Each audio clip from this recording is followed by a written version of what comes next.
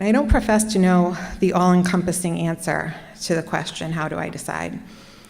But I can tell you that after many years of living and many decisions made, both big and small, when I'm making a decision, experience, facts, and my gut feeling are the major influencers. And sometimes that experience that I use to help me involves learning from bad decisions that I've made at various points in my life. And I sure have made a few of those. But perhaps the most life-changing decision that I've made was the one to have my leg amputated. Tonight I'd like to talk to you about how I came to having that dreadful operation resulting from our country's second largest terrorist attack, to standing here before you just over 1 year later. So as you can imagine, I view adjusting to change and overcoming adverse circumstances in a way I never had before. So I hope you'll keep in mind what I'm about to share with you about my new life strategies. Whenever you next encounter an obstacle, be it big or small, first, recognize what you can't change and accept it. I know that's easier said than done, but this is the decision. We talked about making decisions.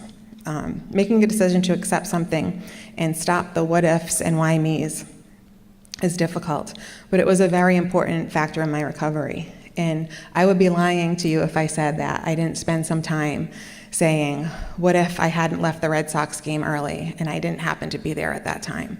What if I just didn't go to the marathon this year? Why was I the one that was struck with shrapnel when many people around me weren't hurt? I realized after a short time that I could keep asking myself those questions, but it wasn't going to change what happened. While I was in the hospital, one of my cousins set up a fundraising website for me because it started to come out that these prosthetic legs were going to be very expensive. And a lot of people don't know this, but prosthetic legs only last about 3 to 5 years, and they have to be replaced. And you have to have different prosthetic legs for all different types of activities. And usually insurance only covers one. So the fundraising was incredibly helpful. And not only was my own family and friends' personal fundraising helpful, but the city had set up a fund called the One Fund Boston, because so many people wanted to help all over the country. They set up this one fund for all the donations to go to that would eventually be distributed among the bombing victims. And they raised over $80 million. So I don't have to worry about not being able to afford a high heel leg. And I really appreciate that. Throughout that, especially that first year or so, my story was all over the place. And if you were from Boston, you would probably be tired of seeing me by now. But I was on a lot of national publications, a lot of local publications. People wanted to hear my story.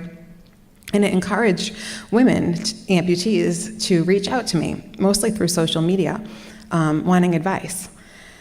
This is where my third life strategy comes in, and it's very close to my heart. We, each one of us, must seize the opportunity to pay it forward. There were so many different decision points back to decision making along my journey since the marathon bombing. The most dramatic, of course, being the decision to amputate.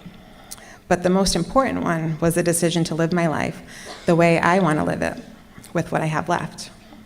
By doing that, I have also made the important decision that I will make a difference in the lives of others. And so in the coming days following this lecture, I hope you'll take some time to find your inspiration, to develop a new life strategy, and to strengthen who you are.